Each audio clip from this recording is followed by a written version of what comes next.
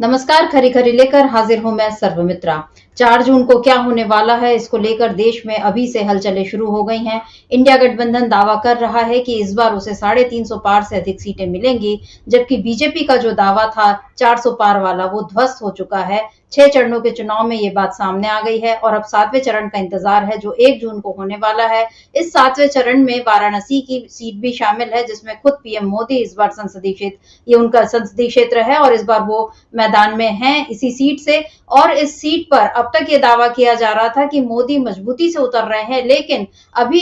कल जो रैली हुई अखिलेश यादव और राहुल गांधी की, वहां पर उसको देखकर अब एकदम माहौल बदला हुआ लग रहा है और अब दावे ये किए जा रहे हैं कि ये सीट भी शायद बीजेपी के हाथ से जा सकती है। सोचिए, जब पीएम मोदी ही अपनी सीट हार जाएंगे तो क्या माहौल बनने वाला है और क्या होने वाला है 4 जून को। इन्हीं सब बातों को लेकर इस समय सियासी हलचल तेज है। इस बीच आप जानते हैं कि इंडिया गठबंधन की 1 जून को बड़ी बैठक होने जा रही है और इंडिया गठबंधन की इस बैठक का मकसद यही है कि आगे सरकार गठन की प्रक्रिया वो किस तरह से शुरू करे। 4 जून को जैसे ही नतीजे आने शुरू होंगे और उसके बाद जब ये दिखने लगेगा कि इंडिया गठबंधन बढ़त बना रहा है, तो फौरन ही वो सरकार बनाने की तैयारी तेज कर देगा और इस बार बीजेपी को कोई मौका नहीं देगा। ये सारी हलचलें इस बार देश में चल रही हैं। अभी अगले 1 हफ्ते में बहुत कुछ बदलने वाला है, इसके आसार अभी से दिखाई दे रहे हैं। इस बीच इंडिया गठबंधन के अलग अलग नेताओं की ओर से जो दावे किए जा रहे हैं वो भी चौंकाने वाले हैं। वहीं एनडीए में भी अब बड़ी बगावत दिखने लगी है।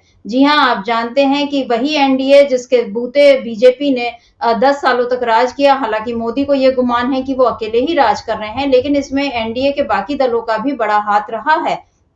लेकिन इस बीच शिवसेना एनडीए से अलग हो गई, अकाली दल एनडीए से अलग हो गया और अब हालात ये हैं कि एनडीए में जिन लोगों को तोड़कर, यानी एनसीपी हो चाहे शिवसेना हो, इनको तोड़कर जिस तरह से शामिल किया गया था एनडीए में, या कि नीतीश कुमार को वापस पलटी मरवाई गई थी, वो सारी बातें भी अब बीजेपी पर उल्टी पड़ती नजर आ रही हैं। बीजेपी के भीतर तो एक असंतोष का माहौल है ही। योगी और मोदी के बीच जिस तरह से इस समय दरार बढ़ती दिखाई दे रही है, ये एक बड़ा सवाल है बीजेपी के सामने कि कैसे वो अपने घर को संभाले। और दूसरा बड़ा सवाल बीजेपी के सामने अब ये है कि कैसे वो एनडीए में होने वाली बड़ी बगावत को रोके। तो क्या कुछ होने वाला है 4 जून को, किस तरह से एनडीए में मच गई है हलचल 4 जून के आने से पहले ही, कैसे 400 पार का नारा ध्वस्त हो गया है बीजेपी का, इन तमाम सवालों पर आज हम चर्चा करेंगे। हमारे साथ मौजूद है हमारे ऑनलाइन एडिटर अमलेंदु उपाध्याय जी। अमलेंदु जी, आपका बहुत बहुत स्वागत करती हूँ इस कार्यक्रम में। नमस्कार अमलेंदु जी। कल हमने तेजस्वी यादव का एक बयान सुना था जिसमें उन्होंने कहा था कि चाचा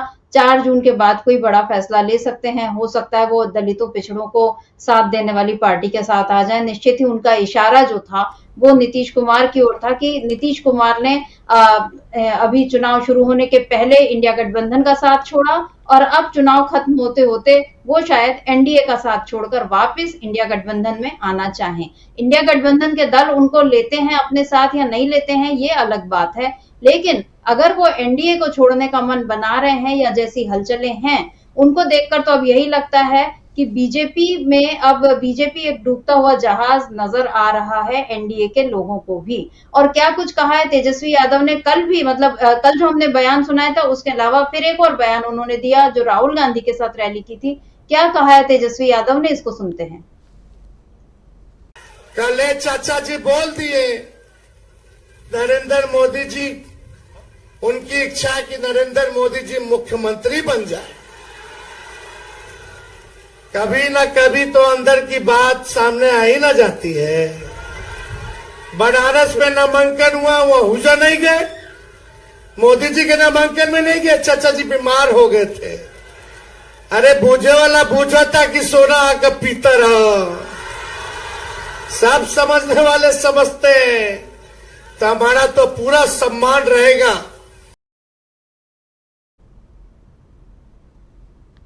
समझने वाले सब समझते हैं कौन सोना है कौन पीतल है। तो क्या अमलेंदु जी, आपको क्या लगता है कि नीतीश कुमार भी अब समझ गए हैं कि खरा सोना कौन है और पीतल कौन है, किसकी चमक कहाँ दिखाई दे रही है और 4 जून के बाद किसकी चमक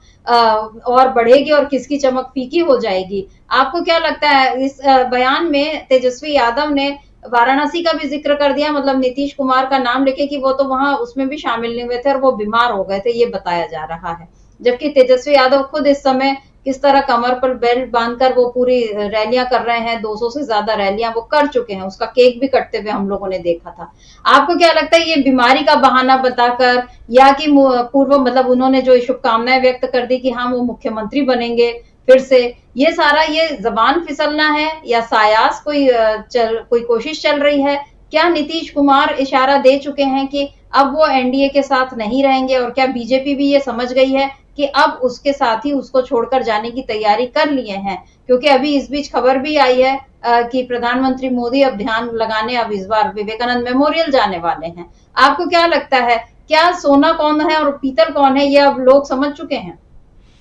निश्चित तौर पे समित्रा जी, लोग समझ चुके हैं कि सोना कौन है और पीतल कौन है, और लोगों ने इसकी अच्छे तरीके से पहचान कर ली है कि किस पे कलई चढ़ी हुई है और किसकी कलई अब उतर रही है। तो पहले पुराने बर्तन जब हुआ करते थे समित्रा जी, तो उस पर कलई चढ़वाया करती थी ताकि उनकी खूबसूरती बनी रहे, और वो उस पर एक तरीके से वो लेप होता था, मतलब पॉलिश टाइप की एक होती थी, वो बर्तनों पर करवाई जाती थी। जिन लोगों के पास पुराने बर्तन होंगे वो जानते होंगे कलई क्या होती है। तो वो कलई जो है उतरा करती थी कि वो फिर उसके बाद बर्तन अपने असली रूप में आ जाता था। तो वही जो है वो जैसे पीतल पे भी कलई चढ़ती थी, तो उसी तरह की ये बात है कि लोग सब पहचान गए हैं कौन सोना है और कौन पीतल है और किस पे कलई चढ़ी हुई है। तो जो भारतीय जनता पार्टी की कलई चढ़ी हुई थी, या भारतीय जनता पार्टी पे कलई चढ़ी हुई थी, या मोदी जी पे कलई चढ़ी हुई थी, वो कलई अब उतर रही है एक तरीके से कहा जाए। यानी जो छवि बनाई गई थी नरेंद्र मोदी की, जो भारतीय जनता पार्टी ने जिस छवि बनाने के ऊपर बताया जाता है कि बड़ा रुपया खर्च किया था, बहुत पैसा खर्च हुआ था, वो छवि अब जनता के बीच में उतर चुकी है। इसको लोग अच्छे तरीके से समझ रहे हैं, खुद भारतीय जनता पार्टी इस बात को समझ रही है। समित्रा जी, इन सारी बातों के बीच में एक बात और ये हुई है कि प्रधानमंत्री तो जाएंगे खैर अभी वहाँ विवेकानंद मेमोरियल जाकर के वहाँ धूनी रमाएंगे, और जयराम रमेश का तो कहना ये है कि वहाँ से वो अपनी मतलब जो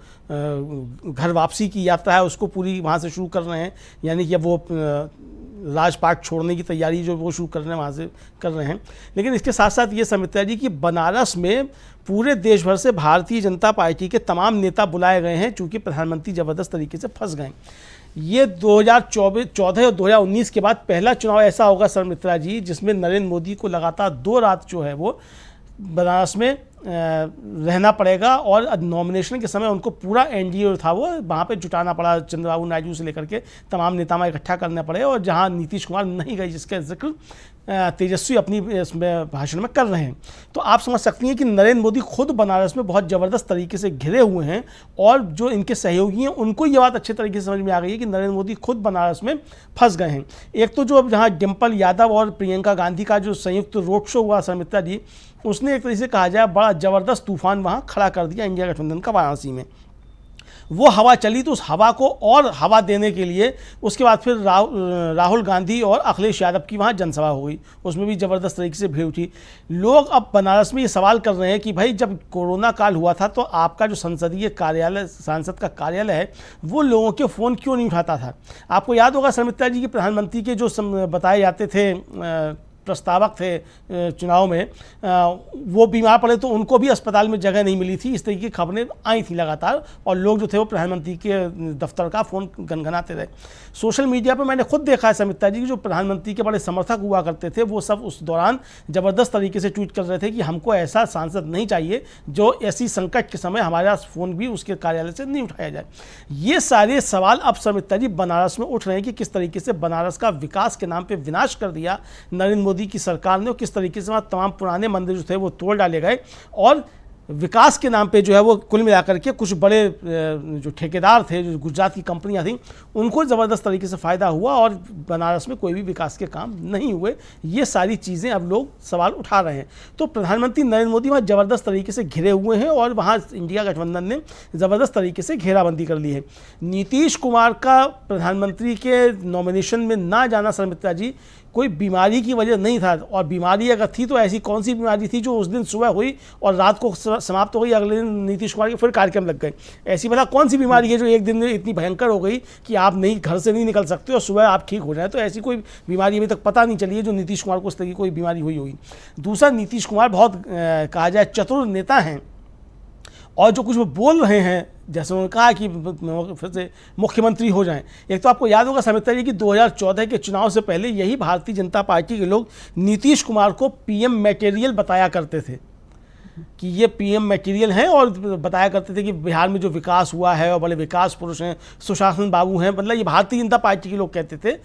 2014 के लोकसभा चुनाव से पहले, जब तक कि नरेंद्र मोदी को भारतीय जनता पार्टी ने अपना प्रधानमंत्री पद का प्रत्याशी घोषित नहीं किया था। तो ऐसे नीतीश कुमार अगर कुछ बोल रहे हैं और कह रहे हैं कि वो फिर से मुख्यमंत्री हो जाएं, तो इसका मतलब नीतीश कुमार कोई श्राप दे रहे हैं कि नरेंद्र मोदी, तुमने मेरी जो राजनीति चौपट की है वो तुम जो है पुनर्मुष्को भव वाली स्थिति जो है वो तुम्हारी हो जाए, तुम जाकर के फिर से मुख्यमंत्री बन जाओ। और नरेंद्र मोदी ऐसा कर भी सकते हैं, वो जाकर ये गुजरात के मुख्यमंत्री बन जाएं, क्योंकि बहुत सी चीज़ें हैं जो बाद में आकर खुल सकती हैं, और फिर अगर गुजरात के मुख्यमंत्री बन जाएंगे प्रधानमंत्री पद से हटने के बाद, तो जांच वाँच में बहुत सारी फिर सुविधा रहेगी,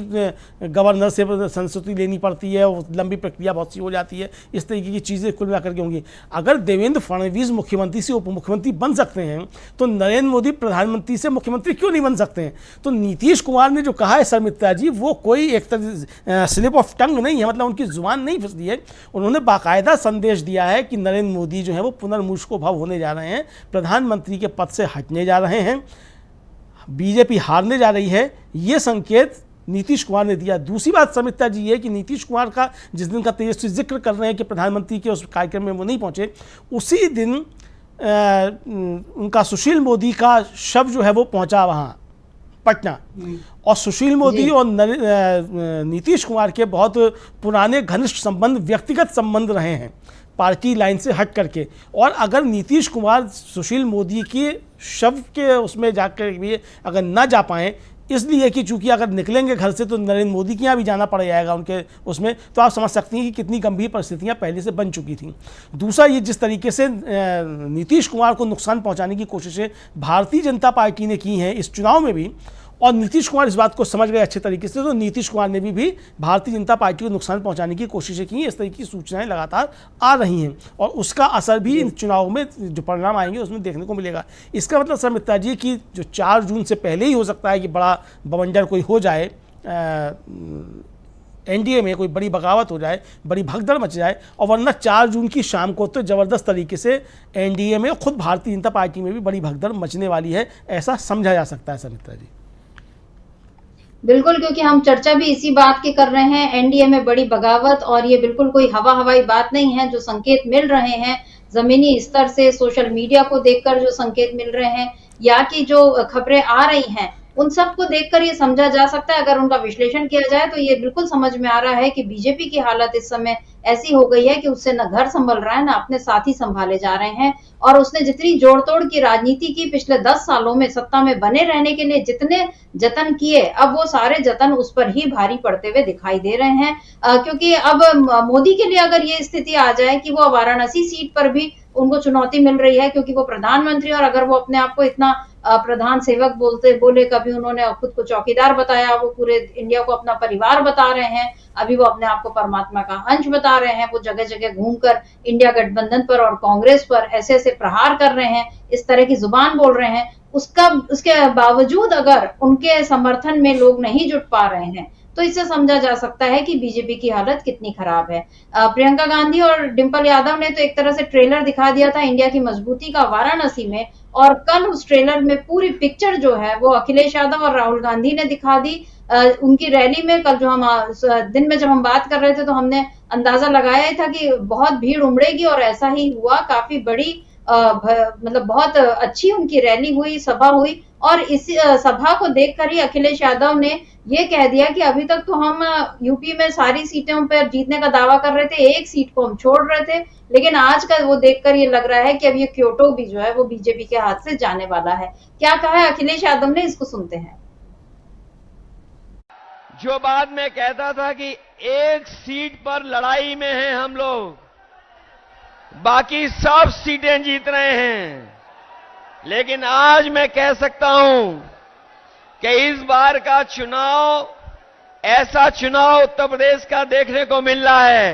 कि बीजेपी के लोग जहां क्यूटो को अपनी सीट मान रहे थे, ये भी सीट वो हारने जा रहे हैं।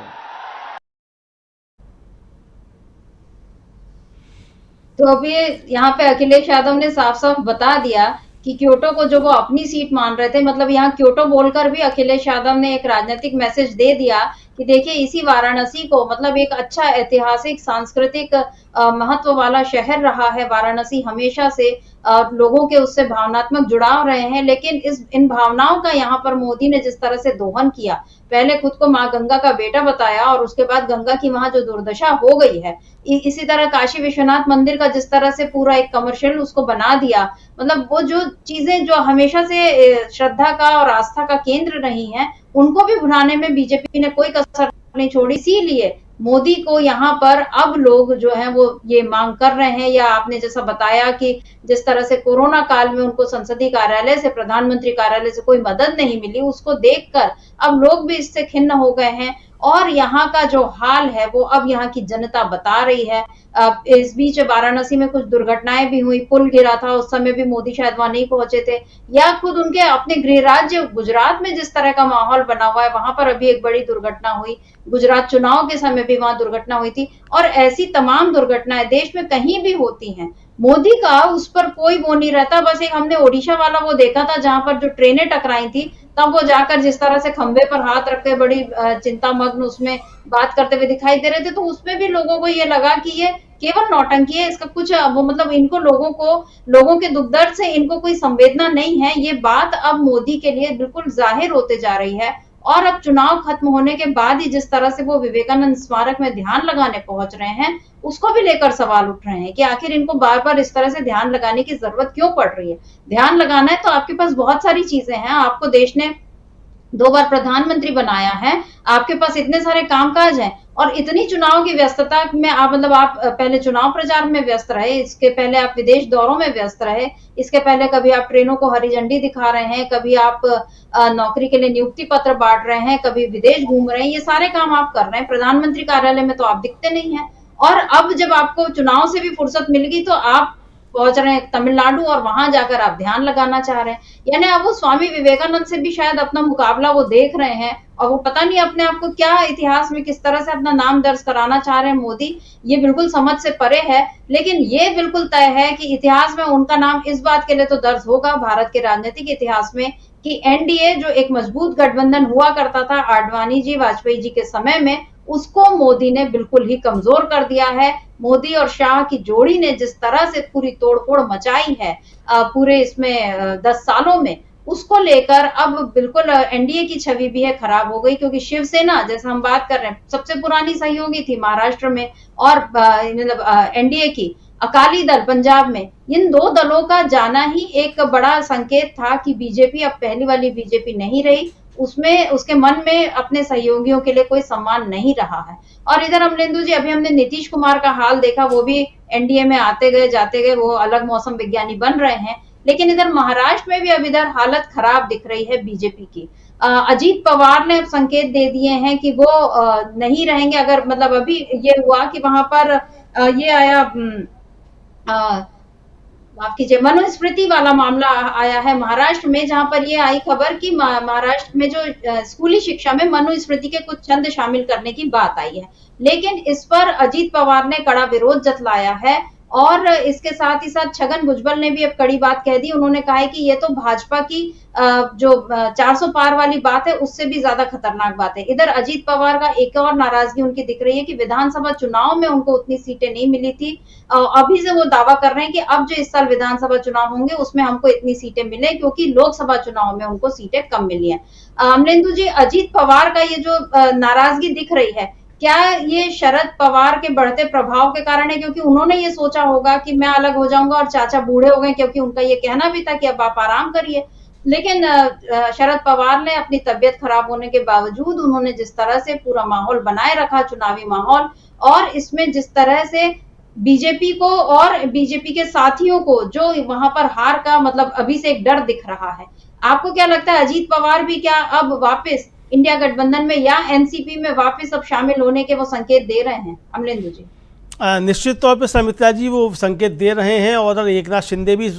बताया जाता है कि वो भी काफ़ी ज़्यादा नाराज़ हैं भारतीय जनता पार्टी से, क्योंकि जिस तरीके से प्रधानमंत्री नरेंद्र मोदी ने राज ठाकरे को वहाँ जाकर के तरजीह दी, उससे एकनाथ शिंदे भी हम नाराज़ बताए जा रहे हैं। हो सकता है समित्रा जी कि 4 जून से पहले ही जो है कोई बड़ी खबर हमको महाराष्ट्र से सुनने को मिले कि अजीत पवार और एकनाथ शिंदे दोनों भारतीय जनता पार्टी से अलग हो गए। हो सकता है इस तरह की चीज़ें हो जाएं, होंगी नहीं होंगी वो अलग का मसला है, लेकिन जो संभावनाएं जताई जा रही हैं और जो सूचनाएं हैं उनके मुताबिक ऐसा भी हो सकता है, चूंकि एकनाथ शिंदे भी काफ़ी ज़्यादा नाराज भारतीय जनता पार्टी से अब बताए जा रहे हैं, क्योंकि उन्हें लग रहा है कि भारतीय जनता पार्टी ने उनका इस्तेमाल तो कर लिया लेकिन उस तरीके से उनको कोई लाभ हुआ नहीं, बल्कि उनके मुकाबले पर ला करके राज ठाकरे को भारतीय जनता पार्टी ने रख दिया है। और अगर तीसरी बार सरकार बन जाती है कहीं बीजेपी की, तो फिर एकनाथ शिंदे की भी छुट्टी कर दी जाएगी, ये भी वो अच्छे तरीके से समझ रहे हैं एकनाथ शिंदे। अजीत पवार का तो दुख और भी ज़्यादा घना है समित्रा जी, वो घना इसलिए ज़्यादा है, खबरें ये है कि एक बैठक हुई एनसीपी अजीत पवार की, और उसमें अजीत पवार ने साफ साफ कहा कि हमको हमारा तो वोट मिला ही नहीं, मतलब कि जो एनसीपी का वोट था वो नहीं मिला, वो सब चला गया एनसीपी शरद पवार को और इंडिया गठबंधन को, और भारतीय जनता पार्टी का भी वोट हमको नहीं मिला, वो ट्रांसफ़र नहीं हुआ, यानी कि बुरी स्थिति अजीत पवार की पार्टी की वहाँ हो गई है। अब जब ये खबरें अजीत पवार के पास है तो इसका मतलब समित्रा जी कि चुनाव से पहले भी ये खबरें अजीत पवार के पास होंगी कि भारतीय जनता पार्टी उनको मदद नहीं कर रही है उनकी सीटों पर, और वहाँ कुछ और खेल खेल रही है, अजीत पवार को नष्ट करने की प्रक्रिया कर रही है भारतीय जनता पार्टी, ये अजीत पवार की भी समझ में आ गया होगा। तो अजीत पवार ने भी भारतीय जनता पार्टी को उनकी सीटों पे कोई मदद नहीं की होगी, ये एक आम तरीके से समझा जा सकता है। अब जिस तरीके से मनुस्मृति को लेकर के छगन भुजबल और अजीत पवार जो है भारतीय जनता पार्टी के ऊपर आक्रामक समित्रा जी, तो ये साफ तौर पर समझा जा सकता है कि ये लड़ाई सिर्फ महाराष्ट्र तक नहीं रहेगी, ये लड़ाई फिर दिल्ली तक आकर के रहेगी। छगन भुजबल का ये कहना है कि ये भारतीय जनता पार्टी के 400 पार से के नारे से ज़्यादा खतरनाक है। इसका मतलब कि भारतीय जनता पार्टी का एक सहयोगी दल जो है वो ये मान रहा है कि भारतीय जनता पार्टी का 400 पार का नारा बहुत ज़्यादा खतरनाक है। अब आप समझ सकती हैं समित्रा जी कि अगर एनडीए का दल जो है, जो भारतीय जनता पार्टी का सहयोगी है, अगर उसका एक बड़ा नेता ये कह रहा है कि 400 पार का नारा खतरनाक है और मनुस्मृति उस 400 पार के नारे से भी ज़्यादा खतरनाक है, तो 4 जून को दिल्ली में क्या होने जा रहा है इसको आप अच्छे तरीके से समझ सकती हैं। इसका मतलब 4 जून से पहले ही भारतीय जनता पार्टी के बहुत से सहयोगी टूटेंगे, और टूटना शुरू भी हो गए। कल हम लोगों ने खबर देखी है समित्रा जी किस तरीके से एक पश्चिमी उत्तर प्रदेश का दल है, उसके 2 बड़े पदाधिकारी जो है वो कल कांग्रेस में शामिल हुए, यानी कि नतीजे आने से पहले एनडीए में और भारतीय जनता पार्टी में भगदड़ शुरू हो जाएगी, ये हम अच्छे तरीके से समझ रहे हैं समित्रा जी। अभी 1 जून के शाम को हालांकि एग्जिट पोल जो है वो तो आएंगे, जैसा बीजेपी चाहती है उस तरीके के एग्जिट पोल्स आएंगे, लेकिन जो एग्जिट पोल 4 जून को आएगा वो भारतीय जनता पार्टी को काफ़ी ज़्यादा परेशान करने वाले होंगे, और इसकी समझ भारतीय जनता पार्टी को भी हो गई है। खबरें ये समित्रा जी कि भारतीय जनता पार्टी ने ये तैयारी शुरू कर दी है कि 200 से कम सीटें आ रही हैं या 150 से कम सीटें आ रही हैं, ऐसी स्थिति में नेता विरोधी दल किसको बनाया जाए, इसके लिए भारतीय जनता पार्टी के अंदर कोई मंथन शुरू हो गया। बताया जाता है कि नरेंद्र मोदी के आवास पर जो है कोई बैठक हुई है पार्टी के बड़े नेताओं की, अब ये पता नहीं सच है या झूठ है, लेकिन जो खबरें हैं उनके मुताबिक कि कोई बैठक हुई है और उसमें इस पर चर्चा शुरू हो गई है कि अगर ऐसी स्थिति में किसको नेता प्रतिपक्ष बनाया जाएगा। ये तैयारियां भारतीय जनता पार्टी ने अब शुरू कर दी हैं, यानी अब 400 पार और 272 और सरकार बनाने की बातें छोड़ दीजिए, तैयारी ये शुरू कर दी गई है कि हम किस तरीके से नेता प्रतिपक्ष बनाएं। तो आप समझ सकती हैं समित्रा जी कि किस तरीके से भारतीय जनता पार्टी को नुकसान होने जा रहा है इस चुनाव में, ये साफ तरीके से समझा सकता है। और 4 जून से पहले कोई बड़ी बगावत एनडीए भारतीय जनता पार्टी में हो सकती है, जिस तरीके की सूचनाएं समित्रा जी। बिल्कुल, हम बात कर रहे हैं 4 जून को होने वाली एनडीए में बड़ी बगावत की, लेकिन अमलिंदु जी जब इन चुनावों की शुरुआत हुई थी उसके बाद से ही जिस तरह से बीजेपी के बहुत से नेता या दूसरी पार्टियों के भी बहुत से नेता जिस तरह से कांग्रेस में शामिल हुए, बीजेपी के कुछ सांसद कांग्रेस में शामिल हुए, हरियाणा में जिस तरह का माहौल बना, इन सब को देखकर ये कहा जा सकता है कि एनडीए में बगावत की शुरुआत तो हो ही चुकी है। 4 जून को ये बगावत कुछ और बड़े स्तर पर हमको देखने मिलेगी। अभी मैं जो बता रही थी मनुस्मृति वाली बात, तो वो खबर ये है कि महाराष्ट्र बोर्ड स्कूल पाठ्यक्रम में मनुस्मृति के छंदों को शामिल करने का ये फैसला लिया गया था, जिस पर अजीत पवार ने तुरंत ही अपनी असहमति जता दी और उन्होंने कहा कि उनकी पार्टी तब तक ऐसा नहीं होने देगी जब तक वो महायुति सरकार का हिस्सा हैं। उनका ये कहना कि जब तक वो महायुति सरकार का हिस्सा है, यानी उन्होंने संकेत दे दिए कि अगर हमको जरूरत पड़ी तो हम अलग भी हो जाएंगे। और वहीं छगन भुजबल ने ये कहा अब हमारे छात्रों को मनुस्मृति और मंचे श्लोक से छंद याद करने के लिए कहा जाएगा। ये भाजपा द्वारा उठाए गए नारे अब की बार 400 पार से भी अधिक खतरनाक है, जिसने यह धारणा बनाने में मदद की कि सरकार संविधान को बदलना चाह रही है। हमने मनुस्मृति को जलाया है क्योंकि हम चतुर्वर्ण के विरोधी थे। यह सब तुरंत बंद होना चाहिए। अमरेंदु जी, जो छगन भुजबल की बात है कि ये 400 पार से अधिक का जो नारा खतरनाक है, और वो क्यों खतरनाक है, क्योंकि यहाँ पर उन्होंने ये भी बात बता दी कि ये जो संविधान विरोधी होने की जो बात है, अब मोदी चाहे घूम घूम कर ये बोलते रहे कि कोई अंबेडकर भी आ जाए तो वो संविधान नहीं बदल सकते, लेकिन उनकी पार्टी के नेता तो लगातार ये दावा कर रहे थे, और छगन भुजबल यानी जो उनके सहयोगी हैं, उनका ये कहना कि ये बहुत खतरनाक है। इसी से हमको समझ में आता है कि महाराष्ट्र में इस समय क्या स्थिति है। आपने बताया कि राज ठाकरे के कारण जैसे एकनाथ शिंदे नाराज हैं, और राज ठाकरे को अपने साथ मंच पर बैठाना ये भी मोदी की मजबूरी क्यों बनी, ये भी समझ में आता है कि बीजेपी यहाँ पर कितनी कमजोर है। और बीजेपी के जो मंसूबे थे कि हम उसने महाराष्ट्र की सत्ता तो हासिल कर ली, शिवसेना को तोड़कर, उसके बाद एनसीपी को तोड़कर थोड़ी और मजबूती हासिल कर ली, लेकिन उसने सोचा था कि इसके बूते हम लोकसभा में भी अच्छा कर पाएंगे, तो यहाँ पर ये दांव उसका उल्टा पड़ा। ठीक वैसे ही जैसे बिहार में नीतीश कुमार को साथ लेने का दांव बीजेपी पर उल्टा पड़ गया है। और अब यूपी के आपने जो बात कही कि वहां भी प्रशांत कनौजिया ने और मेराज हसन ने जिस तरह से कांग्रेस ज्वाइन की, अभी कल ही ज्वाइन की है, और गुजरात के जो कांग्रेस अध्यक्ष हैं शक्ति सिंह गोहिल, उन्होंने इनको शामिल कराया। और क्या कहा है उन्होंने शक्ति सिंह गोहिल ने, इसको सुनते हैं। मुझे खुशी है कि आज कांग्रेस परिवार में 2 नए चेहरे इस माहौल को देखते हुए कांग्रेस पार्टी में शामिल हो रहे हैं। मैं इस मौके पे इस देशवासी को सभी को विनती करता हूं कि देश के संविधान को बचाने के लिए, जुमलोबाजों से मुक्ति पाने के लिए आइए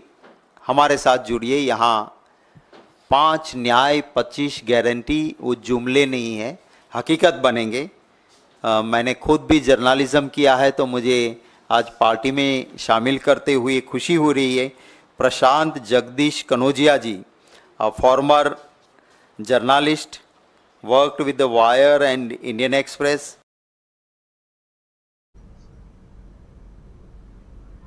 तो प्रशांत कनौजिया यहाँ पर शामिल हुए, और प्रशांत कनौजिया जो है पूर्व पत्रकार हैं, लेकिन उसके साथ साथ वो आरएलडी यानी जयंत चौधरी की पार्टी में भी बड़े पदाधिकारी थे। और जब जयंत चौधरी ने भी नीतीश कुमार की तरह पलटी मारी थी, हालांकि उन्होंने कहा था कि मैं चवन्नी नहीं हूं जो पलट जाऊं, लेकिन वो पलट गए और वो चले गए बीजेपी में, मतलब बीजेपी के साथी बन गए, एनडीए में शामिल हो गए, क्योंकि उनके दादा चौधरी चरण सिंह को बीजेपी ने, मोदी ने एक गेम खेला कि उन्होंने भारत रत्न इस बार बिल्कुल इस तरह से बांटे जिससे कि चुनाव को साधा जा सके। लेकिन यहाँ चौधरी चरण सिंह को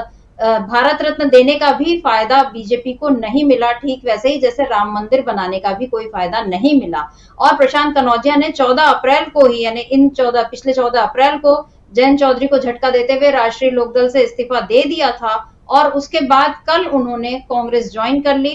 इस पर कांग्रेस ने एक ट्वीट भी लिखा, कांग्रेस ने लिखा है कि गुजरात कांग्रेस अध्यक्ष शक्ति सिंह गोहिल की मौजूदगी में प्रशांत कनौजिया और मेराज हुसैन कांग्रेस पार्टी में शामिल हुए। आपका बहुत बहुत स्वागत और भविष्य के लिए शुभकामनाएं। यानी अमरेंदु जी, ये ठीक चुनाव के पहले, मतलब होता यह है कि जब किसी को आप जीतता हुआ देखते हैं, या जब कोई जीत जाता है तो लोग पलटी मार लेते हैं। अभी कांग्रेस के कुछ इसी तरह से प्रवक्ताओं ने पलटी मारी थी, चाहे उनके ऊपर ईडी का दबाव रहा हो या चाहे कोई और दबाव रहा हो, वो एकदम से बीजेपी में शामिल हो गए, राम भक्त बन गए, महिला अधिकारों के वो झंडा बरदार बन गए। लेकिन वहीं अब हम ये देख रहे हैं कि ऐसे लोग अब कांग्रेस में शामिल होना चाह रहे हैं जिन्होंने वाकई कोई काम किया हो दलितों के लिए, पिछड़ों के लिए। आपको क्या लगता है कि कांग्रेस का ये जो 5 न्याय और 25 गारंटी वाला जो दांव है इस बार, जो राहुल गांधी जो बोल रहे हैं और वो ये बता रहे हैं कि हम इसको कैसे करके साबित भी करेंगे, तो ये सारी चीजें क्या एनडीए को तोड़ने के लिए पर्याप्त हो रही? क्योंकि एनडीए में भी लोग जब बीजेपी के साथ जुड़े थे तो मंशा यही थी कि चलो ठीक है, मोदी अगर कोई काम करते हैं तो हम भी उनके साथ हो जाते हैं, शायद हम भी कोई काम कर पाए। लेकिन हुआ ये कि 10 सालों में मोदी ने खुद कुछ काम नहीं किया और उनके जो साथी दल हैं वो भी अब कोई काम नहीं कर पा रहे। क्या इसी वजह से अब जिनको काम करना है वो कांग्रेस के साथ आ रहे हैं और इसीलिए एनडीए में अब बड़ी बगावत हो रही है? निश्चित तौर पर समिता जी, और देखिए एनडीए में जो 3 बड़ी बगावत होंगी उसकी तरफ ध्यान देना जरूरी है। और उसमें एक चीज़ ध्यान रखनी होगी कि बिहार और महाराष्ट्र दोनों जगह इसके बाद विधानसभा चुनाव भी होने हैं शर्मित्रा जी, और दोनों जगह जो एनडीए के मतलब भाजपा के जो सहयोगी दल हैं एनडीए में, उनको ये समझ में आ रहा है कि भारतीय जनता पार्टी के साथ रह करके क्या नुकसान हो सकते हैं और किस तरीके के नुकसान हुए हैं। छगन भुजबल जो कह रहे हैं कि हमने मनुस्मृति जलाई थी और मनुस्मृति के पाठ को शामिल करना जो है वो उसी तरीके से है कि जो 400 पार के नारे को लेकर के गया संकेत कि ये संविधान को बदलना चाहते हैं, और निश्चित तौर पर ये संकेत गया कि ये संविधान को बदलना चाहते हैं, और फिर लोगों ने एकजुट होकर के इसीलिए वोट किया है संविधान बचाने के लिए शर्मित्रा जी, और ज़बरदस्त तरीके से पूरे देश भर के अंदर लोग इसको लेकर के आए हैं। तो बिहार में चाहे नीतीश कुमार हो और चाहे एनसीपी अजीत पवार की हो और चाहे वो एकनाथ शिंदे की शिवसेना हो, इन सबके सामने ये संकट है कि क्या भारतीय जनता पार्टी के साथ जाकर के ये मनुस्मृति लागू करवाने के लिए काम करेंगे। ये इनके सामने संकट है, और चूंकि विधानसभा चुनाव भी आ रहे हैं तो छोटी पार्टियां हो, कितनी भी छोटी पार्टियां हो, लेकिन ये संकट इनके सामने है कि हम बिल्कुल जड़ से खत्म ना हो जाएं। तो इनके सामने संकट ये है। दूसरा शर्मित्रा जी, जिस तरीके से आंध्रा के आरक्षण को लेकर के नरेंद्र मोदी हमलावर हुए हैं आखिरी 2 चरणों में, उसके बाद जो इनका सहयोगी दल है आंध्र प्रदेश में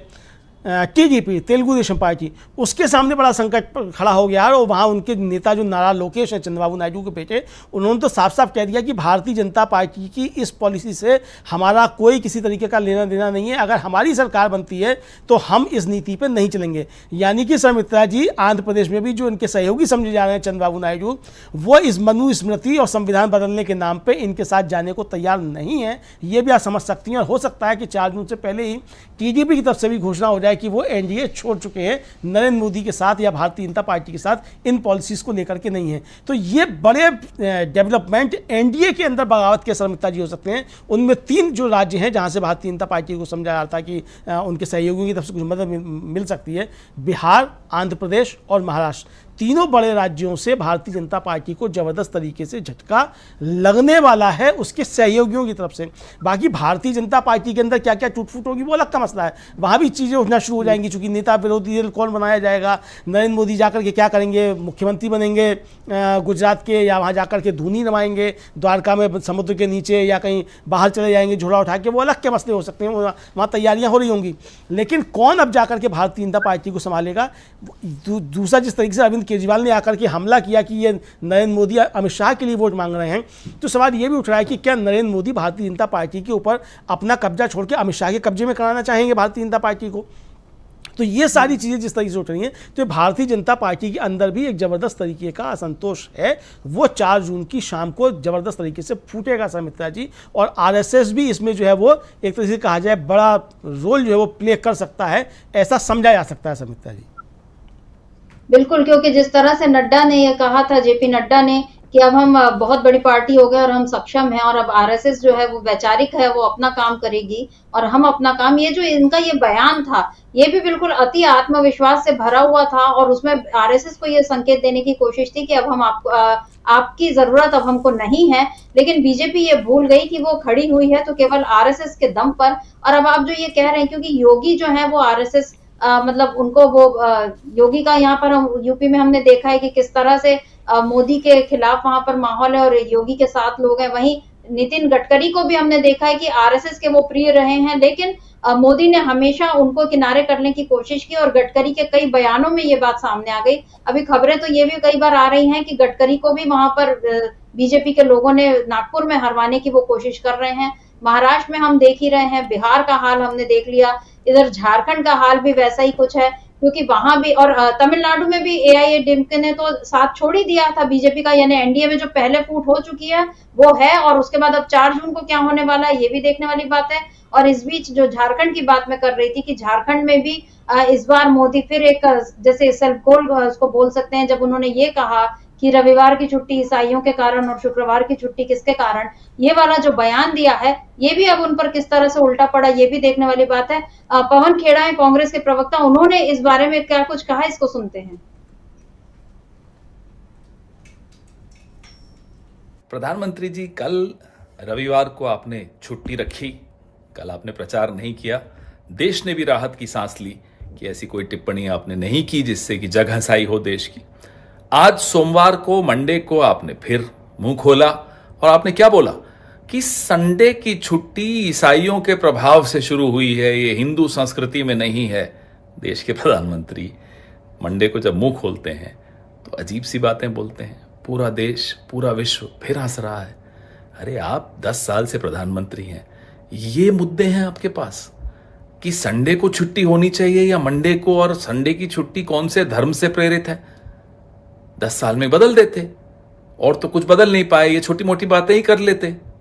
प्रधानमंत्री जी, छुट्टी संडे को हो या मंडे को, जो बेरोजगार है वो संडे को भी बेरोजगार है और मंडे को भी बेरोजगार है। जो 1 घंटे में 2 नौजवान आत्महत्या कर रहे हैं इस देश के, वो संडे या मंडे देख के रुकते नहीं है।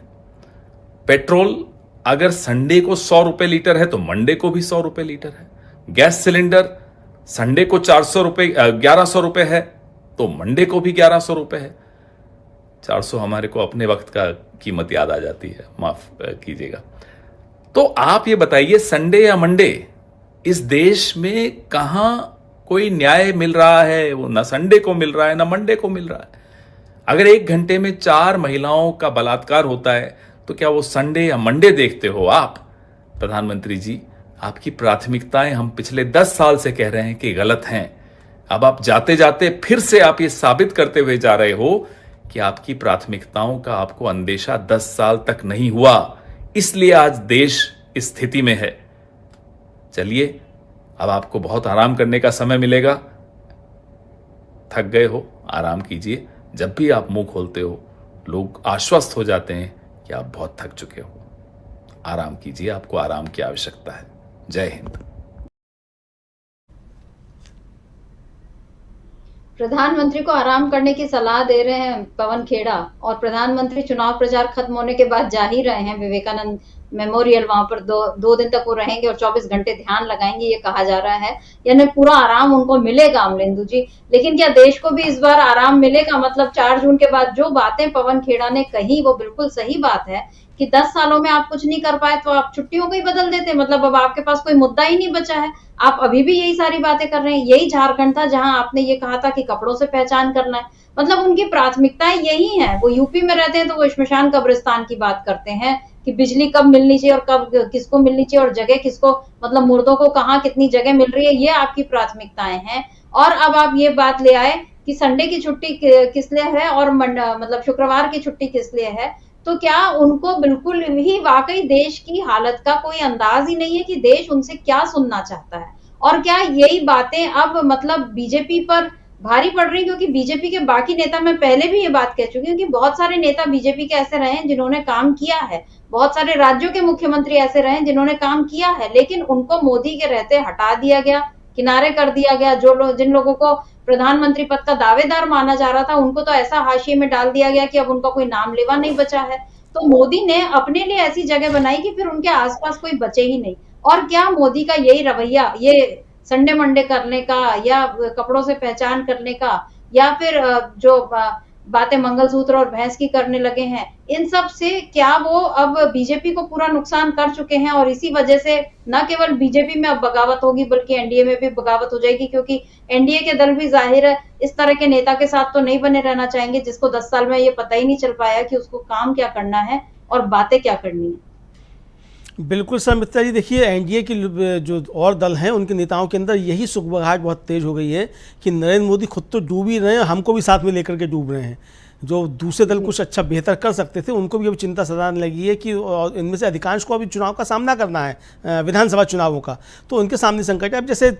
दुष्यंत चौटाला हरियाणा में थे, हालांकि वो अलग हो गए हैं अभी भी, लेकिन क्या वो हिम्मत जुटा पाएंगे? अगर मान लीजिए उनको 1 सीट भी मिल जाती है, हालांकि मिलने नहीं जा रही है वहाँ से, हरियाणा में सबकी 10 की 10 सीटें जो इंडिया गठबंधन को मिलने जा रही हैं, लेकिन क्या वो ये हिम्मत कर सकते हैं कि वो किसी भी तरीके से एनडीए के साथ चले जाएं? क्या ये हिम्मत है? इसी तरीके से जो संकट अजीत पवार के सामने या एकनाथ शिंदे के सामने या नीतीश कुमार के सामने है कि चुनाव में उनको जाना है, तो वो किस तरीके से भारतीय जनता पार्टी के साथ जाएंगे? इसी के लिए कि संडे मंडे के छुट्टियां क्यों होती हैं, इस पर लेकर के भी बात किया जाए। तो ये दूसरे जो दल हैं उनके सामने संकट है। चूंकि नरेंद्र मोदी और भारतीय जनता पार्टी अपनी इस पॉलिसी को छोड़ने वाले किसी भी हाल में नहीं हैं। नरेंद्र मोदी संडे मंडे करके आए तो वहाँ उनके गोड्डा से जो सांसद है निशिकांत दुबे, आज मैं उनका एक बयान देख रहा था, वो कह रहे हैं कि आरएसएस को, ईसाई मिशनरियों को अब मुसलमानों के खिलाफ एकजुट हो जाना चाहिए। अब यानी आप जो हैं उड़ीसा में जाते हैं तो वहाँ आप, या छत्तीसगढ़ में आप होते हैं तो आप ईसाई मिशनरियों के खिलाफ आप कैंपेन चलाते हैं। झांसी में आप जो है ट्रेन से उतार करके जो ईसाई नन जा रही होती हैं केरल से आती हुई, आप उनको वहाँ से उतार लेते हैं और साहब उनकी के पुलिस जांच कर रही है। आप ये इस तरीके के आप तमाशे करते हैं। गिरजाघरों को जलाया जाता है दिल्ली में और देश भर में तमाम जगहों पर। मणिपुर में कितने गिरजाघर जलाए गए ये सबके सामने हैं। तो आप कह रहे हैं कि मुसलमानों के खिलाफ आरएसएस और ईसाई मिशनरियाँ एक हो जाएं। तो इस पॉलिसी के साथ कौन क्या इस बयान के साथ नीतीश कुमार अपनी सहमति देंगे, या नरेंद्र मोदी का जो छुट्टी वाला बयान है, क्या नीतीश कुमार की सहमति इस बयान के साथ होगी? क्या अजीत पवार इस बयान के साथ अपनी सहमति देंगे? क्या चंद्रबाबु नायडू या जगनमोहन रेड्डी जो समझाता है कि दोनों में से कोई एक भारतीय जनता पार्टी के साथ रहेगा, तो क्या इनमें से कोई भी एक जो इस तरीके की सहमति दे सकता है नरेंद्र मोदी के बयान से या निशिकांत दुबे के बयान से? तो समिता जी, इनकी जो पॉलिसी है वो पॉलिसी नहीं बदलेगी। इसी का नुकसान होने जा रहा है, चूंकि लोगों की समझ में आ गया कि ये संविधान को बदलने जा रहे हैं और इसी को लेकर के लोगों ने वोट किया है। इसीलिए इनका हिंदू मुसलमान किसी भी स्तर पर चला नहीं। लेकिन चूंकि इनके पास कुछ करने को है नहीं समिता जी, तो इनको रहना इसी पिच पे और आगे भी इसी पिच पे रहेंगे। ऐसा नहीं है कि इस हार के बाद भारतीय जनता पार्टी सुधर जाएगी या नरेंद्र मोदी सुधर जाएंगे। हार के बाद सुधरेंगे नहीं, रहेंगे उसी पिच पे, क्योंकि इनके पास और कुछ है ही नहीं। आर्थिक नीतियां कोई है ही नहीं, ये बता ही नहीं सकते कि आपकी आर्थिक नीतियां क्या हैं। देश विकसित भारत बनेगा, ठीक है, देश विकसित भारत बनेगा, लेकिन बनेगा कैसे विकसित भारत? अगर मान लीजिए आप बता दें अर्थव्यवस्था तीसरे नंबर की अर्थव्यवस्था हो गई, अगर तीसरे नंबर की अर्थव्यवस्था हो गई है तो ये 80 करोड़ लोगों को 5 किलो राशन क्यों मिल रहा है? अगर आपकी तीसरे नंबर की अर्थव्यवस्था हो गई है तो इस तरीके के जो सवाल हैं समिता जी, इन सवालों के जवाब भारतीय जनता पार्टी के पास नहीं है। कल भी नहीं थे, आज भी नहीं और कल भी नहीं होंगे आने वाले कल में भी। तो भारतीय जनता पार्टी हार के भी सुधर जाएगी, ऐसी कोई स्थिति नहीं बनती है। तो यही जो भारतीय जनता पार्टी की सहयोगी हैं उनके सामने संकट है कि क्या ऐसी पार्टी के साथ में वो किसी विधानसभा चुनाव में, यहाँ तक कि किसी पंचायत चुनाव में भी जा सकते हैं। ये बड़ा संकट इनके सामने है। तो इसीलिए हमको लगता है कि 4 जून से पहले ही भारतीय जनता पार्टी के बहुत से सहयोगी टूटेंगे और भारतीय जनता पार्टी के अंदर भी कोई बड़ा, एक तरीके से कहा जाए, बगावत हो सकती है समिता जी। बिल्कुल, एनडीए में जो बगावत की बात हम कर रहे हैं वो इसके पीछे एक बड़ा कारण ये है कि बीजेपी की विचारधारा, जिस कट्टरता की और वो बढ़ती जा रही है। मतलब केवल राम मंदिर बनाने का मसला होता तो बात एक थी, लेकिन अब मोदी जो है वो हिंदुत्व के नाम पर बिल्कुल ऐसी बातें किए जा रहे हैं जो उसके ही सहयोगियों को अब खटकने लगी हैं। आपने बिल्कुल ठीक कहा कि नीतीश कुमार हो, चाहे उधर ओडिशा में मतलब नवीन पटनायक भी, वो भी, क्योंकि इसी ओडिशा में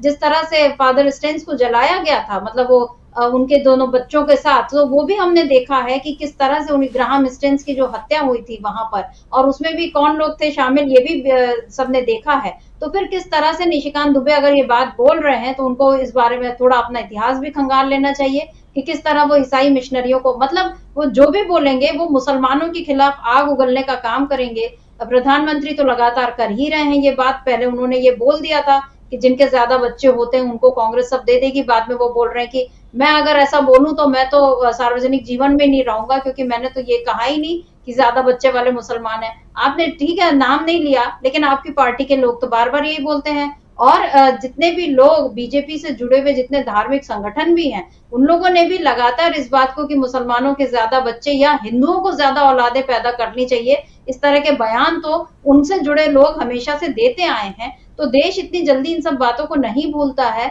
और न ही एनडीए के जो बाकी दल हैं जिन्होंने भले ही सत्ता के कारण एनडीए में वो शामिल हुए, उन्हें ये लगा होगा कि बीजेपी बहुत बड़ी पार्टी बन गई, बहुत मजबूत पार्टी बन गई है, लेकिन उस मजबूती का खोखलापन मोदी जी के इन बयानों से बिल्कुल सामने आ जाता है। और आप जो बात कर रहे हैं अमलेंदु जी की देश को तीसरी बड़ी अर्थव्यवस्था, उसकी भी सच्चाई, उसका खोखलापन भी हमारे सामने है ही, क्योंकि जब रोजगार नहीं है, जब हमारे ये सब हमारे लघु उद्योग जो है वो खत्म हो रहे हैं, जब हमारा विदेशों से कारोबार जो है वो लगातार सिमटता जा रहा है, और अब तो सेंसेक्स भी इसके संकेत दे रहा है। जिस तरह से सेंसेक्स लगातार गिर रहा है, उसमें गिरावट आ रही है, एक दिन में कई अंकों की गिरावट बताई जा रही है, और केवल 2-3 उद्योगपतियों के हवाले जैसा सारा कारोबार सौंपा गया है। अमलेंदु जी, क्या एनडीए में जो बड़ी बगावत या बीजेपी में बड़ी बगावत, इसके साथ साथ क्या इस बार हम ये माहौल भी देखेंगे कि उद्योगपतियों का भी एक बड़ा वर्ग बीजेपी के खिलाफ जा सकता है? क्योंकि उसने भी ये देखा है कि इन 10 सालों में 2-3 लोगों के हवाले सारी चीजें हैं। अभी कल ही जयराम रमेश ने एक और पोस्ट किया जिसमें उन्होंने ये संकेत दिए हैं, बताया है कि अगर मतलब फिर से बीजेपी अगर आती है तो वो अडानी को उसने पहले से और 25 एयरपोर्ट देने की भी तैयारी कर ली है, क्योंकि पहले से ही इंडिया के बहुत सारे एयरपोर्ट जो हैं वो अडानी के हवाले किए हुए हैं और वहां की सारी साथ संभाल उनके जिम्मे है, लेकिन उसका खामियाजा या उसका खर्चा जनता को किस तरह भुगतना पड़ता है ये भी हम लोग देख रहे हैं। आपको क्या लगता है, उद्योगपतियों की भी एक बड़ी बगावत हो सकती है बीजेपी के खिलाफ, क्योंकि व्यापारी वर्ग हमेशा से बीजेपी का समर्थक रहा है, लेकिन अब उसमें भी ये एक बदलाव देखा जा रहा है। निश्चित तौर पे सुमित्रा जी की उद्योगपतियों के अंदर और जो कहा जाए कि जो वेल्थ क्रिएटर्स कहे जाते हैं मोदी जी के शब्दों में, उनके अंदर भी एक बड़ी बेचैनी इस सरकार को लेकर के है कि इस सरकार ने किस तरीके से, देखिए जो आरोप लग रहे हैं कि इलेक्टोरल बॉन्ड के जरिए किस तरीके से पैसे उगाए गए, किस तरीके से ईडी और सीबीआई का, देखिए ईडी और सीबीआई जो गई है ठीक है 115 राजनेताओं क्या गई हैं, लेकिन 6000 से ज़्यादा तो ऐसी लोग यहाँ गई हैं ना जो व्यापार कर रहे हैं, और किस तरीके से उनके व्यापार छीने गए हैं और किन्हीं खास उद्योगपतियों को या खास पूंजीपतियों को उन पे कब्जा कराया गया है। तो ये एक तरीके से जो वसूली रैकेट जिसको राहुल गांधी कहते हैं कि सबसे बड़ा वसूली रैकेट चला, तो ये वसूली रैकेट उन लोगों के सामने भी है। तो उनके सामने भी संकट ये है कि अगर भारत में रहकर के व्यापार करना है तो भारतीय जनता पार्टी की सरकार में रहते हुए व्यापार नहीं किया जा सकता। ये बात उद्योगपतियों के मन में भी शर्मिष्ठा जी घर कर गई है, और इसीलिए ऊपर से भले ही कोई कुछ कहता हो लेकिन अंदर अंदर सब चाहते हैं कि ये सरकार किसी भी तरीके से चली जाए। तो एक बड़ा जो संकट है वो उद्योगपतियों के सामने भी है। ऐसा नहीं है कि उद्योगपति पहले पार्टियों के साथ नहीं होते थे या राजनीतिक दलों को चंदा नहीं देते थे कि उनके लिए लॉबिंग नहीं करते थे, सब होता था। हम लोगों ने देखा पहले भी किस तरीके से होता था, कांग्रेस के समर्थक भी हुआ करते थे, भाजपा के समर्थक भी हुआ करते थे, यहाँ तक कि समाजवादियों के समर्थक भी हुआ करते थे पूंजीपति, और लगभग सभी दलों को चंदा दिया करते थे, किसी को कम किसी को ज़्यादा। लेकिन अब जिस तरीके से वसूली रैकेट चला है और उनको ऊपर मतलब एक तरीके से कहा जाए वो धन उगाही मतलब की गई है पूंजीपतियों से, उद्योगपतियों से, उसने एक जबरदस्त भय का माहौल जो है वो उद्योग जगत के अंदर भी पैदा कर दिया है। तमाम विदेशों के जो उद्योग थे यहाँ से वो यहाँ से वापस जा रहे हैं। आज ही सुना गया है कि जो पेटीएम की और अडानी की डील होने जा रही थी वो डील कैंसिल हो गई है। वो डील कैंसिल क्यों हो गई है आप समझ सकती हैं समझता जी। यानी कि संकेत मिलना शुरू हो गए हैं उद्योगपतियों की तरफ से भी, या कहिए कि जो पूंजीपति जगत है उसकी तरफ से भी संकेत मिलना शुरू हो गए हैं कि ये सरकार जा रही है, उन्होंने इसकी तैयारी शुरू कर दी है। वरना अडानी की डील भारत के अंदर कोई कैंसिल हो जाए ये संभव आसानी से नहीं था मित्रा जी। बिल्कुल, अडानी का नाम आपने बिल्कुल सही लिया, क्योंकि अभी तक तो हम यही देखते थे कि वो जिस चीज पर हाथ रख दे वो चीज उनकी हो जाती थी। यही माहौल बन गया था देश में, क्योंकि मतलब अब लोगों ने भी आश्चर्य करना छोड़ दिया था कि ये बंदरगाह भी अडानी के हवाले हो गया, ये रेल लाइन भी उनके हवाले हो गई, ये एयरपोर्ट भी उनके हवाले हो गया, ये कोयला खदान भी उनके हवाले हो गई, इस जंगल में जो पेड़ कट रहे हैं वो भी कट रहे हैं क्योंकि अडानी को ये जगह चाहिए। ये सारी चीजें हो रही थी और लोगों ने फिर इस चीज को एक तरह से स्वीकार कर लिया था कि जब तक मोदी हैं तब तक अदालत में इसी तरह से फैसले या नियम जो है वो बदलते जाएंगे या फैसले लिए जाएंगे। ये चीज बार बार सामने आ रही थी और राहुल गांधी लगातार मतलब वो ही एक नेता मुझे लगे जो उन्होंने लगातार अडानी और अंबानी का नाम ले लेकर बोलना शुरू किया शुरू से, और उसके बाद बाकी नेताओं ने भी हिम्मत दिखाई और उन लोगों ने जो कुछ कहा अमलेंदु जी, उसका नतीजा ये हुआ कि संसद से उनको बाहर कर दिया गया, चाहे महुआ मोइत्रा का नाम ले या संजय सिंह का नाम ले। मतलब इस समय इंडिया गठबंधन के ये टीएमसी, आप, आम आदमी पार्टी और कांग्रेस, ये तीनों दल जो है इंडिया गठबंधन में साथ थे, और अब इन तीनों ने ये देखा कि किस तरह अडानी का नाम लेने पर ये हो रहा है। और इस बीच नरेंद्र मोदी से एक जो बड़ी भूल हो गई जिसमें उन्होंने अडानी और अंबानी के टेम्पो में भरकर धन भेजे जाने वाली बात जो बोल दी, क्या ये बात भी मोदी ने बदहवासी में बोल दी थी, क्योंकि उनको ये समझ में आ गया था कि अब अगर मैं हार गया तो ये तो व्यापारी हैं, इनको व्यापार करना है, ये कांग्रेस के साथ आ जाएंगे। पहले भी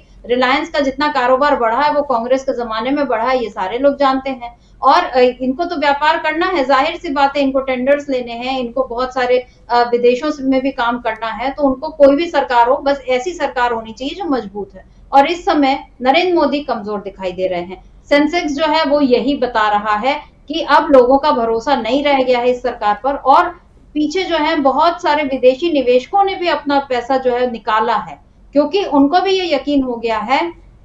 कि मोदी सरकार में अब उनका भी पैसा सुरक्षित नहीं है, उनका निवेश सुरक्षित नहीं है। ये पहले मतलब मैं 5वें चरण के पहले की बात बता रही हूँ, तब जो बड़ी जो गाही हुई थी, मतलब निकाल लिया गया था विदेशी निवेशकों ने अपना पैसा, क्योंकि तब तक इंडिया गठबंधन बढ़ रहा था लेकिन इतना मजबूत नहीं, उसने दावे नहीं किए थे कि हम 350 पार कर रहे हैं। अब उसका ये 350 पार वाला दावा है, तो हो सकता है 1 जून के बाद हम सेंसेक्स को भी बढ़ता हुआ देखें, लेकिन हम इंडिया गठबंधन के कारण उसको बढ़ता हुआ देखें, ये अनुमान लगाया जा सकता है। लेकिन फिलहाल तो मोदी के रहते सेंसेक्स में गिरावट आ रही है। और अब ये जो बात है, ये इससे जाहिर हो रहा है कि उद्योग जगत भी, जिसका एक बड़ा हाथ रहा है मोदी को खड़ा करने में, मजबूत करने में, वो भी अब अपने हाथ अपने जो है वो पीछे खींच रहा है और मोदी के पैरों तले जमीन इसमें खिसकती जा रही है। दूसरा बड़ा एक और मामला इधर ये हुआ था अमलेंदु जी, इन चुनाव में प्रज्वल रेवन्ना वाला मामला,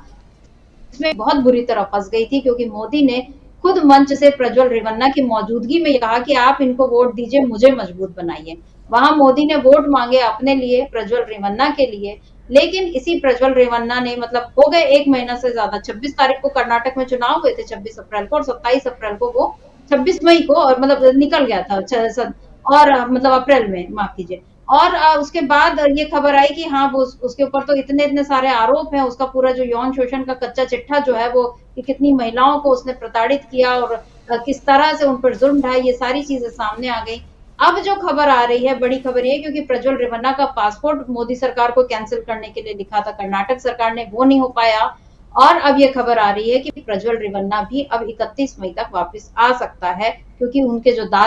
दादा हैं एच.डी. देवगौड़ा, जो देश के पूर्व प्रधानमंत्री हैं, उन्होंने भी एक तरह से अल्टीमेटम दे दिया था कि तुम आ जाओ वापस, वरना हम तुमको हर चीज से वो बेदखल करेंगे, इस तरह की कोई धमकी थी।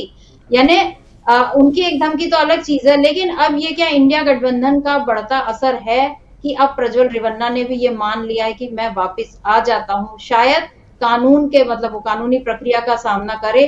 तो उसको वो बच सकता है, मतलब बाहर रहकर तो फिर अगर इंडिया गठबंधन की सरकार आ गई तो उसको किसी न किसी तरह वापस ले ही आएगी, क्योंकि मोदी ने तो अपने 10 सालों के काम में किसी भी भगोड़े को वो वापस नहीं लाए। लेकिन अब प्रज्वल रेवन्ना को लग रहा है कि मैं बहुत दिनों तक विदेश में नहीं टिक पाऊंगा। आपको क्या लगता है, ये भी इंडिया गठबंधन की बढ़ती मजबूती का इशारा है? निश्चित तौर पर मित्रा जी, इंडिया गठबंधन की बढ़ती मजबूती का ही इशारा है और ये संकेत मिलने शुरू हो गए हैं। और जो संकेत हम लोग मिल रहे हैं, जाहिर सी बात है कि राजनेताओं को भी संकेत मिल रहे होंगे, प्रज्वल रेवन्ना को भी संकेत मिल रहे होंगे कि मोदी के रहते हुए तो बच गए, बाहर चले गए, हवाई अड्डे पे आपको नहीं रोका गया, गिरफ्तारी आपकी नहीं हुई। लेकिन इंडिया गठबंधन की सरकार बनते ही सबसे पहला काम जो है वो आपका डिप्लोमेटिक पासपोर्ट जो है वो रद्द करने का होगा। वो रद्द करते ही फिर इंटरपोल का जारी हो जाएगा नोटिस जो है, और फिर कहीं भी आपको धर दिया जाएगा और फिर डिपोर्ट कर दिया जाएगा यहाँ, तब ज़्यादा बेइज्जती होगी। तो बेहतर ये है कि अभी लौट के आ जाए। तो इसीलिए वापस आ रहा है, वरना वो आने का कोई सवाल ही नहीं था, क्योंकि भारतीय जनता पार्टी ने व्यवस्था कर दी थी उसकी सुरक्षित बाहर जाने की, और चला भी गया था वो। और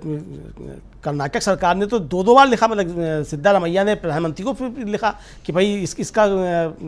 खारिज कीजिए पासपोर्ट जो है और इसको डिपोर्ट कराया जाए। तो कुल मिला के समझता जी, जो परिस्थितियां बन रही हैं उन परिस्थितियों से ये संदेश सब तरफ है कि मोदी जी जा रहे हैं। और इसीलिए एक तरीके से कहा जाए, जो भारतीय जनता पार्टी है उसमें भी और एनडीए में भी बड़ी बगावत होने जा रही है। ये संकेत सब तरफ हैं। भले ही प्रधानमंत्री जाकर के अब अंतर्धान करें, समाधि लगाएं, डुबकी लगाएं, कुछ भी करें, ध्यान लगाएं, पूजा पाठ करें, कुछ भी करें, हालांकि उनको करना अब सब यही है और पहले से इंतजाम वो कर चुके हैं, बताया जाता है। लेकिन कुछ भी करें, सरकार एनडीए की या भारतीय जनता पार्टी की नहीं बनने जा रही है और बहुत पीछे जा रही है। कल मल्लिकार्जुन खड़गे ने भी कहा कि ये 400 पार बकवास है, 200 के लिए एनडीए तरस जाएगा, यही शब्द थे उनके। कल पंजाब में उनकी प्रेस कॉन्फ्रेंस थी मल्लिकार्जुन खड़गे की। तो निश्चित तौर पे ये बकवास ही साबित होगी 4 जून की दोपहर के आते आते। और भारतीय जनता पार्टी के अंदर हम एक बड़ी टूटन जो है, और एनडीए में बड़ी टूटन हम 4 तारीख को निश्चित तौर पर समिता ही देखेंगे। हो सकता है 4 जून से पहले भी बहुत सी चीज़ें बदलती हुई हमको दिखाई पड़े। समिता 4 जून से पहले बहुत सारी चीजें बदल ही रही हैं अमलेंदु जी, तभी हम सब ये बातें भी, क्योंकि ऐसा होता है कि जब भी मौसम बदलता है या कोई बड़ी चीज होने वाली होती है तो उसके संकेत मिलने शुरू हो जाते हैं। तो अभी हम लोगों ने जितनी भी बातें की, चाहे प्रज्वल रेवन्ना की, चाहे सेंसेक्स के गिरने की, चाहे एनडीए में जो फूट दिख रही है और अभी से लोगों की नाराजगी सामने आ रही है, छगन भुजबल जिस तरह का बयान दे रहे हैं कि ये तो भाजपा का 400 पार का नारा खतरनाक है, अजीत पवार जिस तरह से अल्टीमेटम दे रहे हैं कि महायुति की सरकार मतलब जब तक मैं हूं तब तक मैं ये नहीं होने दूंगा, और जिस तरह से विधानसभा चुनाव के लिए भी अब उन्होंने अभी से सीटों की मांग की, मुझे 40 से 50 सीटें चाहिए और मैं तभी चुनाव लड़ूंगा साथ में मिलकर, ये जो अल्टीमेटम देने की शुरुआत हो गई है। बिहार में नीतीश कुमार का जो हाल है, झारखंड में हमने देखा कि किस तरह से हेमंत सोरेन के पक्ष में अब माहौल बन रहा है और वहां पर भी बीजेपी को नुकसान हो गया है, हरियाणा में बीजेपी नुकसान में है, पंजाब में ये पूरी जगह सारी जगह से माहौल यही बन रहा है। कुछ एक जो बीजेपी के गढ़ हैं वो भी अब जो बचे कुचे गढ़ वो भी ध्वस्त होते हुए दिखाई दे रहे हैं। इसीलिए अब एनडीए में बड़ी फूट की बात हो रही है और बीजेपी में भी अब ये बात अगर उठने लगी है कि नेता प्रतिपक्ष कौन होगा, तो इससे समझा जा सकता है कि मोदी की हालत कितनी खराब है। और इस खराब हालत का एक ताजा उदाहरण अमलिंदु जी फिर से सामने आया। एक इंटरव्यू में नरेंद्र मोदी ने ये कहा कि गांधी फिल्म जब बनी थी उसके बाद पूरी दुनिया ने गांधी को जाना, उसके पहले तो लोग जानते ही नहीं थे। मतलब ये बोलकर नरेंद्र मोदी ने एक आखिरी कोशिश शायद की कि वो किसी तरह कांग्रेस को नीचा दिखा पाए कि देखो तुम्हारे, हालांकि कांग्रेस के जमाने में ही गांधी फिल्म बनी थी, ऐसा नहीं है कि ठीक है बनाने वाले रिचर्ड एटनबरो थे, लेकिन कांग्रेस के जमाने में ही वो फिल्म बनी। कांग्रेस का ही जमाना था जब महाभारत और रामायण जैसे सीरियल भी जो है टेलीकास्ट हुए थे। ये मोदी के समय में नहीं हुए थे, ये सब पहले से चला आ रहा था। लेकिन अब मोदी का ये जो दावा करना, मतलब ये क्या आप मतलब इस पर आप क्या टिप्पणी करेंगे, मैं जानना चाहती हूँ, क्योंकि इस बात को सुनकर हंसी ही आ सकती है कि गांधी, मतलब जिस गांधी के लेके अल्बर्ट आइंस्टाइन से लेके तमाम लोग, दुनिया के सारे लोग उनके, मतलब चाहे नेल्सन मंडेला है, चाहे सारे लोग जो है वो गांधी के मुरीद थे। दुनिया के कई देशों में, कई शहरों में गांधी की मूर्तियां लगी हुई हैं, गांधी के नाम की सड़कें बनी हुई हैं, और मोदी ये कह रहे हैं कि गांधी को लोग जानते ही नहीं थे, गांधी फिल्म बनने के बाद जाने। क्या कहेंगे आप इस पर? असल में समिता जी, नरेंद्र मोदी कहना ये चाहते हैं कि सावरकर को लोग सावरकर की फिल्म बनने के बाद जाने, इससे पहले नहीं जानते थे, कहना वो ये चाहते थे, लेकिन उनके मुंह से गांधी निकल गया। क्योंकि या फिर ये कहिए कि आप गोडसे पे कोई फिल्म बनेगी तो गोडसे, या नरेंद्र मोदी कहना ये चाहते हैं कि गांधी से ज़्यादा लोग गोडसे को जानते थे, ये भी कहना हो सकता है। सर्वमित्रा जी, एक समय जब लगभग 1/3 दुनिया जो थी वो लाल थी, उस समय भी गांधी की मूर्तियाँ सबसे ज़्यादा दुनिया के देशों में लगी हुई थी। और मैं समझता हूं कि आज भी जो है, मतलब दुनिया का कोई ऐसा देश नहीं होगा जहां गांधी की मूर्ति उसकी राजधानी में ना लगी हो, या बड़े शहरों में गांधी की मूर्ति ना लगी हो। और नरेंद्र मोदी अगर आज विदेश में जाते हैं तो वहां उनको भी जो पहचाना जाता है वो यही पहचाना जाता है कि ये गांधी के देश से आया है, गांधी के देश का प्रधानमंत्री है। कोई नहीं कहता कि ये गोडसे के देश से आया, गोडसे के देश का प्रधानमंत्री है, या ये सावरकर के देश से आया, या ये हेडगेवार के देश से आया है। नरेंद्र मोदी को अगर इतनी है तो गोडसे के नाम पर वोट मांगे, दिक्कत क्या है नरेंद्र मोदी को? कहें भी गोडसे के नाम पे वोट दे दो, सावरकर के नाम पे वोट दे दो, हेडगेवार के नाम पे वोट दे दो, कहें तो। लेकिन नरेंद्र मोदी ये हिम्मत नहीं जुटा सकते, क्योंकि नरेंद्र मोदी जो है वो दुनिया जानती है नरेंद्र मोदी क्या है और क्या नहीं है। तो ये नरेंद्र मोदी की अपनी चीज़ें हैं, वो आखिरी समय है तो सोचते हैं कि चलते चलते जो भी कुछ जो एक तरह से कहा जाए कि पत्थर मार सकते हैं वो पत्थर मार दें, उसके बाद पत्थर मारने को मिलेगा नहीं।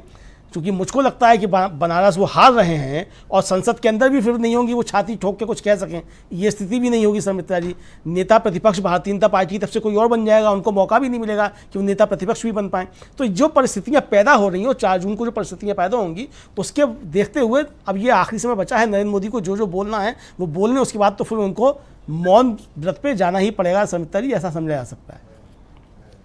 बिल्कुल, और शायद इसी की प्रैक्टिस नरेंद्र मोदी अभी से करना चाह रहे हैं। केदारनाथ की गुफा में तो उन्होंने चश्मा लगाकर पता नहीं किस तरह से ध्यान किया था, मीडिया भी वहां पर पहुंच गया था, तभी तो उनकी तस्वीरें सामने आई। अब हमको नहीं मालूम कि विवेकानंद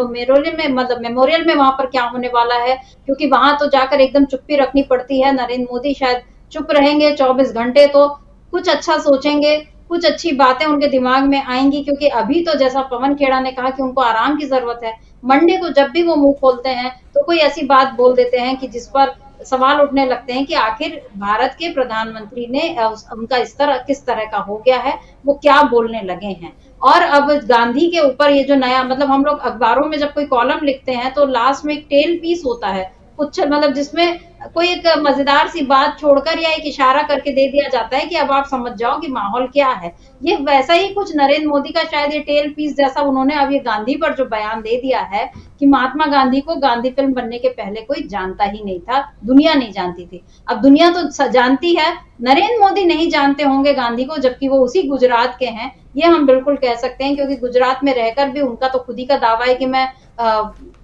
हमेशा से वो फकीरी में रहा या तपस्या करता रहा। तो हो सकता है उनको गांधी को जानने का मौका नहीं मिला। गांधी को जानने का मौका मिला होता तो वो संडे की छुट्टी और शुक्रवार की छुट्टी और कपड़ों से पहचानने की बात और मंगलसूत्र और मटन मछली इन सब की बातें नहीं करते, 10 साल में क्या किया है उन मुद्दों की बात करते। लेकिन अब मुद्दों की बात नरेंद्र मोदी नहीं कर रहे हैं, और इसीलिए 4 जून को जो अनुमान लगाया जा रहा है कि फैसला बीजेपी के खिलाफ आ सकता है और इसीलिए एनडीए के दल भी अब अभी से बीजेपी से बिदकने लगे हैं और हो सकता है कि 4 जून को एनडीए में कोई बड़ी बगावत हम देखें। क्या होगा 4 जून को, ये देखने का इंतजार रहेगा। तब तक हम